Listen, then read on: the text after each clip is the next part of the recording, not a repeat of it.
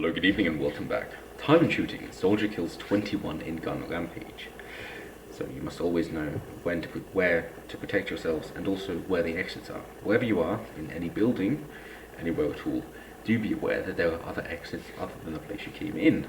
Tim Pool, of course, mentions quite frequently that there is quite a viral piece of footage now to show an arena or a concert hall of sorts, and then a fire breaks out, everybody's rushing for the main door, and there's a bit of a stampede, people can't get out, they're all bustling at the doors, and then a cameraman looks around, sees where the other exits are, walks over, leaves, comes around to the front, despite, he should have been in the back of the queue, and just films these people trying to rush out, realizing that of course there are other exits, because of course there are regulations in place to require other exits, but people aren't aware of it.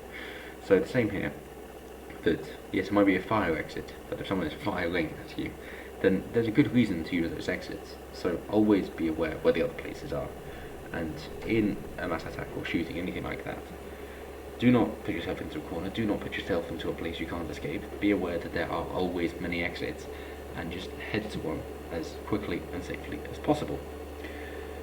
So this mass shooting happened in Thailand, of course, one that happened outside of America.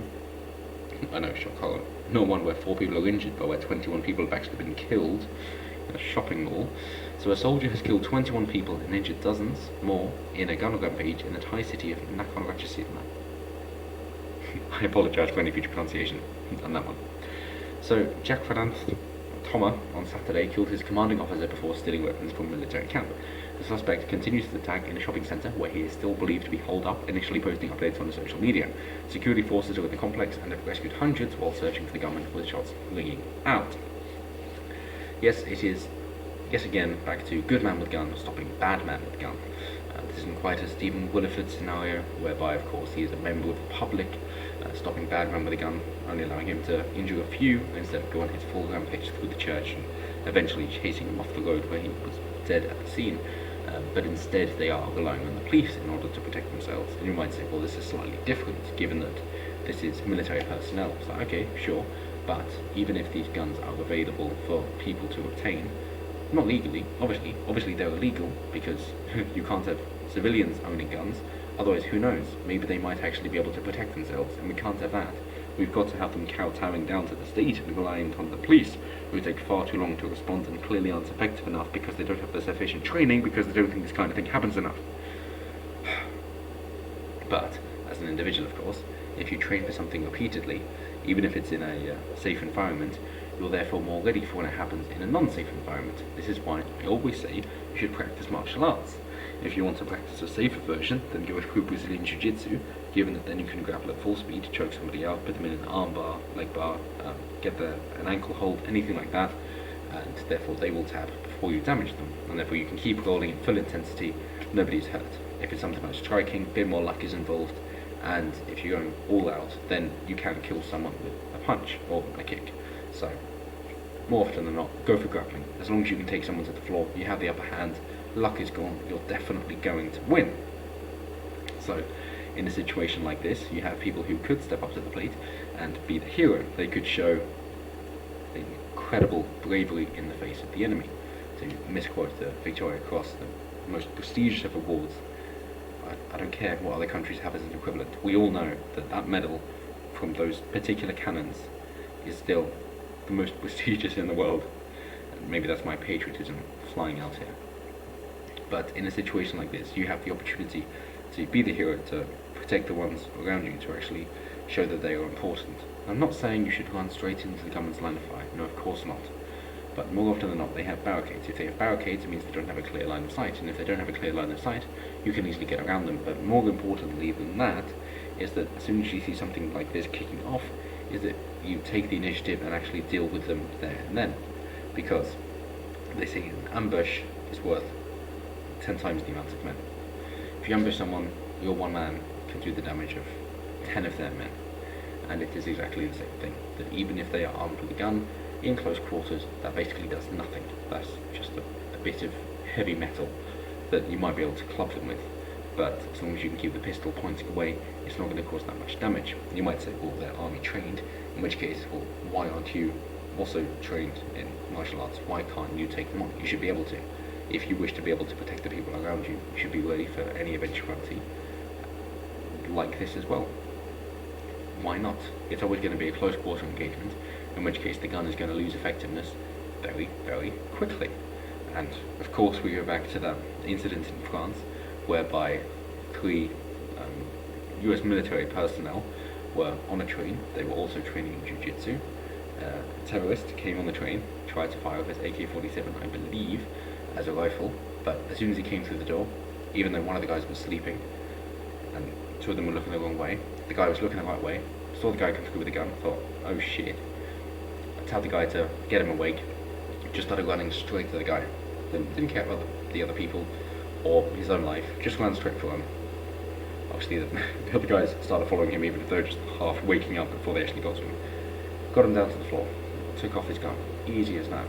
Then he had a handgun, so they had to take that away. Then the guy brandished a knife, in which case they tried to put him in a rear naked choke. He had his ear sliced at his thumb, released it a bit, got the other guys on him, took him out, subdued him, tied him with belts, anything at all that they could find, and that stopped it. So from a guy who was trying to cause mass carnage across entire train carriages, how many people did he kill? 0. How many did he injure? 1, mildly. And that's it. Because these 3 men were willing to step up to the plate, take the guy on preemptively, and therefore he couldn't cause any damage. And it's exactly the same thing here. That if we're also insulated against any possible harm that could be caused against somebody like this gunman, then they're going to be able to cause mass carnage. Whereas if we're prepared and able to step up to the plate and deal with any foreign threat like this, as in foreign to our way of life, as shooting is to any society, then we're going to be able to take them out quickly and effectively. And we don't have to wait for the police and their 2 to 7 minute response time, which is their official numbers, but very optimistic.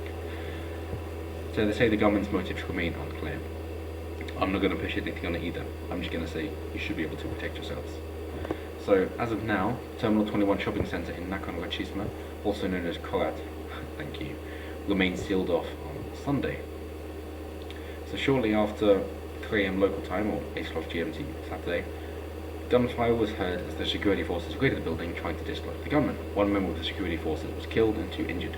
Several people were led out of the centre, but it's not known how many more people are still trapped inside. Early reports that the gunman had tried to escape via the back of the building. But moving on to suggest that he is not mentally sound, as if at killing spree and killing his commanding officer wasn't enough. We do have information of him searching and posting on social media beforehand, suggesting that what he was trying to do wasn't exactly of sound mind, and as we see here, he posted on social media accounts during the attack, with one post on Facebook asking whether he should surrender. Let me put a poll to the audience, guys. 1,000 likes, I'll surrender. Right. He had earlier posted an image of a pistol with 3 sets of bullets, along with the words, "It is time to get excited," and "Nobody can avoid death." Suggesting the nihilism that seems to have come to fruition as of late, as of the past few years. That instead of it being existential dread and life is meaningless, what the hell, I'm losing my mind, and I don't see the point in living. Instead of that, it's saying, well, okay, death is final, no point in living, so why not make the most we can now and just cause some mayhem while you're at it? Which obviously isn't a sustainable mindset, clearly isn't somebody who's developed meaning, clearly isn't somebody who thinks they have a purpose in life and can't see any way out of it. They're not looking for the satisfaction that they need to, and that's always the thing. Do something that will make you happy to have done, not something that will make you happy in the moment. Do something that you'll be proud of. So Facebook is now taking the page down. Well done, Facebook, we stand against terrorists, woo! It said, "Our hearts go out to the victims, their families and the community affected by this tragedy in Thailand. There was no place on Facebook for people who commit this kind of atrocity, nor do we allow people to praise or support this attack." And of course you post in Arabic, and then of course you can use Twitter as well if you wish, and you can recruit people on that and post ISIS videos as much as you like. They don't give a damn, because then you are protecting minority. So at what point does this minority become the majority? and therefore not the protected minority. And at what point do the straightforward men become the protected minority because we're the minority? Well, we shall see in 2021 when the census comes out, and we're all looking forward to that. But, of course, hearts and minds, thoughts and prayers all go out to anybody suffering this attack in Thailand. And obviously it's too late to say you should have defended yourselves. And I hope that this is all resolved as quickly and effectively as possible, as of course we all do. And even if no more lives can be saved there because everybody's escaped or everybody's been killed with the government's out of bullets, whatever it might be, even if no more lives can be saved in this instance, I hope this is at least a lesson for the future to say you should always train, you should always work out, you should always be prepared for any eventuality, so that if something like this does happen, you can actually be the person to stop it getting worse, actually be the hero and save the day.